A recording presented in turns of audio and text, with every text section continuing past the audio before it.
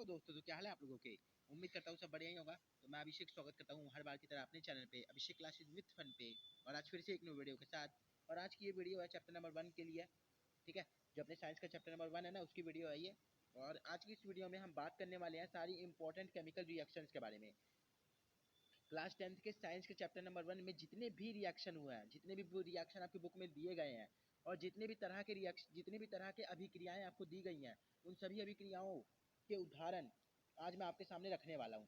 हम सबको पता है कि अगर हमें ज़्यादा स्कोर करना है तो हमें डीप कॉन्सेप्ट के साथ पढ़ना पड़ता है। तो इसीलिए आज की ये वीडियो उन स्टूडेंट्स के लिए है जो कि अच्छा स्कोर करना चाहते हैं एग्ज़ाम में। तो आज की इस वीडियो में हम 5 तरह की रासायनिक अभिक्रियाओं के सारे उदाहरणों को देखने वाले हैं। मैं यहाँ पर आपको 5 तरह की रासायनिक अभिक्रियाओं को समझाने नहीं वाला हूँ, क्योंकि इसके लिए मैं पहले से एक वीडियो बना चुका हूँ जिसमें मैं क्लास 10th का चैप्टर नंबर 1 पहले से समझा चुका हूँ। तो आज की इस वीडियो में हम बस उन 5 रिएक्शंस जो संयोजन, वियोजन, विस्थापन, द्विविस्थापन और उपचयन अपचयन अभिक्रिया होती है, उसके सारे उदाहरणों को देखने वाले हैं, ठीक है। तो चलो शुरू करते हैं। तो सबसे पहले बात करेंगे संयोजन की। संयोजन अभिक्रिया में एक पदार्थ दूसरे पदार्थ से मिलता है और एक तीसरा पदार्थ बनाता है, ठीक है।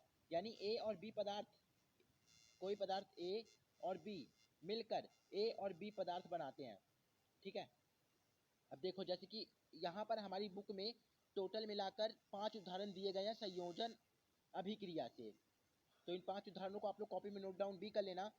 पहले है कि अपना कार्बन डाइऑक्साइड, ठीक है, जो कि कार्बन और ऑक्साइड के मिलने से ऑक्सीजन के मिलने से बनता है।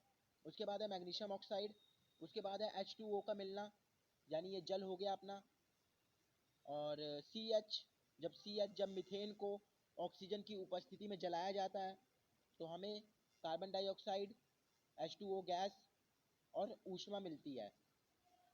उसके अलावा जब हम ग्लूकोज C6H12O6 को ऑक्सीजन की उपस्थिति में ग्रहण करते हैं तो ग्लूकोज टूट जाता है और carbon dioxide, hydrogen, hydro oxide और ऊर्जा निकलती है। तो ये वाली जो अभिक्रिया है ना, ये वाली आपको ध्यान रखनी है, ये ग्लूकोज की टूटने वाली, क्योंकि ये वाली अभिक्रिया ज़्यादातर एग्जाम में पूछी जाती है, ठीक है। और ये एक प्रकार की ऊष्मा छेपी अभिक्रिया होती है। ये जो दो उदाहरण देख रहे हो ना, ये ऊष्मा छेपी के उदाहरण है। ऊष्मा छेपी क्या होती है? जिसमें से ऊर्जा निकलती है। ऐसी अभिक्रिया जिसमें से ऊर्जा निकलती है ऊष्मा के रूप में, ठीक है। ऊष्मा के रूप में ऊर्जा का निकलना ऊष्मा छेपी अभिक्रिया कहलाता है। तो ये दोनों अभिक्रिया ऊष्मा छेपी का भी उदाहरण है। उसके बाद बात करेंगे वियोजन अभिक्रिया की। मैं ये मान के चल रहा हूँ कि आपने इन अभिक्रियाओं को पढ़ रखा है, और अगर आपने नहीं पढ़ रखा तो प्लीज जाकर पढ़ लेना। उसके बाद बात करते हैं संयोजन की। तो संयोजन में सबसे पहले है फेरिक सल्फेट। फेरिक सल्फेट को जब हम ऊष्मा प्रदान करते हैं तो वो फेरिक ऑक्साइड, H2 गैस और SO3 गैस में टूट जाता है। तो यहाँ पर वियोजन अभिक्रिया का मतलब है कोई एक पदार्थ अन्य पदार्थों में वियोजित हो जाता है। यहाँ A पदार्थ B C में वियोजित हो जाता है। जैसे अपना कैल्शियम कार्बोनेट है, अगर इसको ऊष्मा दोगे ना तो ये कैल्शियम ऑक्साइड और कार्बन डाइऑक्साइड में वियोजित हो जाएगा। इसी तरीके से सिल्वर क्लोराइड को जब सूर्य के प्रकाश में रखा जाता है तो सिल्वर और क्लोराइड गैस निकलती है, और इसका प्रयोग हम लोग ब्लैक एंड वाइट फोटोग्राफी में करते हैं। उसके बाद है अपना पोटेशियम नाइट्रेट। तो जब पोटेशियम नाइट्रेट को ऊष्मा देते हैं जब पोटेशियम नाइट्रेट में, तो हमें मिलता है पोटेशियम हाइड्रोक्साइड। एक मिनट, ये लेड नाइट्रेट है, ठीक है, लेड नाइट्रेट है, सॉरी मुझे माफ़ कर देना। ये है लेड नाइट्रेट। जब लेड नाइट्रेट को ऊष्मा देते हैं ना तो वो लेड ऑक्साइड और NO2 यानी नाइट्रेट और ऑक्सीजन गैस में टूट जाता है, ठीक है। ये बातें याद रखना, आप इसे नोट डाउन भी कर सकते हो। उसके बाद बात करते हैं अपने AgBr के बारे में। ये AgBr क्या है? तो ये भी ब्लैक एंड वाइट फोटोग्राफी में यूज किया जाता है। जब हम लोग सिल्वर ब्रोमाइड आप इसे कह सकते हो, ठीक है। तो जब हम लोग इसे सूर्य का प्रकाश देते हैं तो ये सिल्वर और ब्रोमाइड में कन्वर्ट हो जाता है, ठीक है। उसके बाद विस्थापन अभिक्रिया।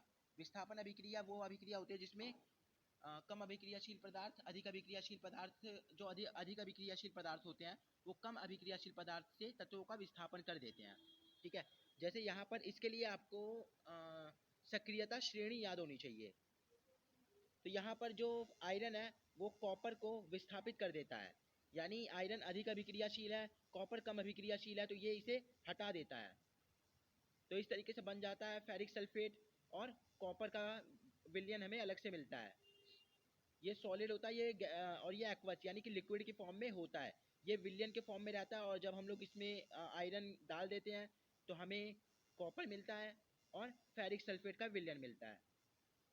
उसके बाद Zn प्लस CuSO4, तो हम जानते हैं कि Zn जो होता है वो Cu से अधिक अभिक्रियाशील होता है, तो यानी कि वो Cu की जगह ले लेगा और बनाएगा ZnSO4 यानी कि जिंक सल्फेट।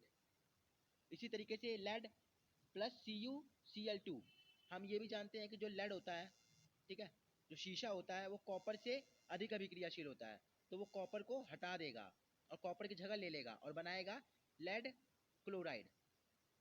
ठीक है, इसे आप लोग शीशा क्लोराइड भी कह सकते हो हिंदी में। उसके बाद द्विविस्थापन अभिक्रिया, द्विविस्थापन अभिक्रिया में आयनों का आदान प्रदान होता है। ठीक है, यानी एक आयन का आदान प्रदान होता है। आयनों के आदान प्रदान के बारे में आप पहले पढ़ चुके होंगे क्लास 9th में। तो यहाँ पर क्या हो रहा है, देखो यहाँ पर दो अभिक्रियाएं हमें बताई गई हैं चैप्टर नंबर 1 में। तो यहाँ पर है अपना सोडियम सल्फेट जो कि एक्वस की फॉर्म में है, और बेरिलियम क्लोराइड जो कि एक्वस की फॉर्म में है। अब ये दोनों ही विलयन के फॉर्म में है। जब हम सोडियम सल्फेट के विलयन को बेरिलियम क्लोराइड के विलयन में डालते हैं तो हमें मिलता है BaSO4 यानी बेरिलियम सल्फेट और साधारण नमक NaCl। तो यहाँ पर देखो NaCl के साथ चला गया, SO Ba के साथ चला गया, यानी द्विविस्थापन अभिक्रिया हो रही है। यहाँ पर विस्थापन अभिक्रिया तो हो रही है, पर दोनों साइड विस्थापन अभिक्रिया हो रही है। तो इसके लिए भी हम इसे द्विविस्थापन अभिक्रिया कहते हैं, क्योंकि यहाँ पर जो अभिकारक होते हैं उनके दोनों साइड ही जो है ना अपने विस्थापन अभिक्रिया होती है। आप ऐसे भी इसे समझ सकते हो। उसके बाद है sodium hydroxide plus sulphuric acid. तो जब हम सोडियम हाइड्रोक्साइड और सल्फ्यूरिक एसिड को मिलाते हैं तो हमें मिलता है सोडियम सल्फेट और H2O। ठीक है, या जो पानी हो गया। तो देखो अब यहाँ पर क्या हुआ, NaSO के साथ मिल गया, OHH2 के साथ मिल गया। तो यहाँ पर विस्थापन अभिक्रिया 2 बार हुई है, तो इसलिए ये द्विविस्थापन अभिक्रिया हो गया। अब इसके बाद उपचयन अपचयन, जिसमें बंदों को काफ़ी ज़्यादा परेशानी झेलनी पड़ जाती है। तो देखो उपचयन ये होता है ऑक्सीजन का जुड़ना और हाइड्रोजन का घटना। जब भी बात की जाए उपचयन की तो वहाँ पर या तो हाइड्रोजन जुड़ेगा, या तो ऑक्सीजन जुड़ेगा, या तो हाइड्रोजन घटेगा। और जो उपचयन होता है वो इसका जस्ट उल्टा होता है, वहाँ पर ऑक्सीजन घटता है, हाइड्रोजन जुड़ता है। ठीक है, बस यही फर्क होता है दोनों में।